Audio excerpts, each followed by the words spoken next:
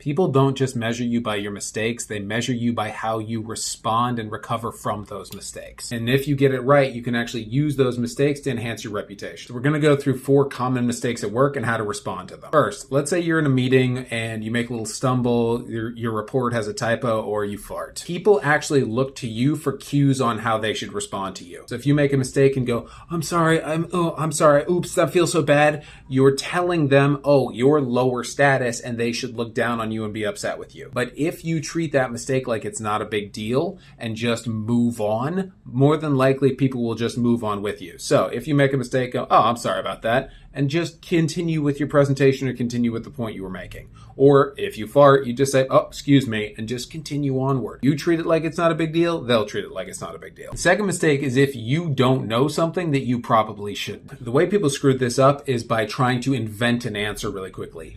Don't do that. It might work once, but if somebody discovers that you lied, it will hurt your reputation forever. Instead, just say, I apologize, I'm going to get you that information as soon as possible. Then go get the information. This accomplishes 2 things. First, you're signaling that you're going to be honest if you don't know something. And second, when you do know something, people are going to trust you a lot more because you were honest when you didn't know. The third mistake is when you go blank in a presentation. What I found works best is if you alleviate the tension with humor. I'm going to give you kind of a risky response and then a less risky response, and you can choose which one you want to try. If I'm giving a presentation and my mind goes blank, I'll pause and then go, oh, I'm sorry, the drugs just kicked in. What was I talking about? That little bit of humor breaks the ice, and usually people will help guide you back to what you were talking about. They'll remind. If that's a bit too on the edge for you, you can just say, I'm so sorry. My mind went completely blank just now. What was I talking about? This involves the audience and encourages them to help you get back on track. What usually happens is they'll remind you of where you were, and if you treat it with good humor, they'll treat it with good humor as well, and then you can continue with the presentation. The fourth one is if you make a massive mistake at work.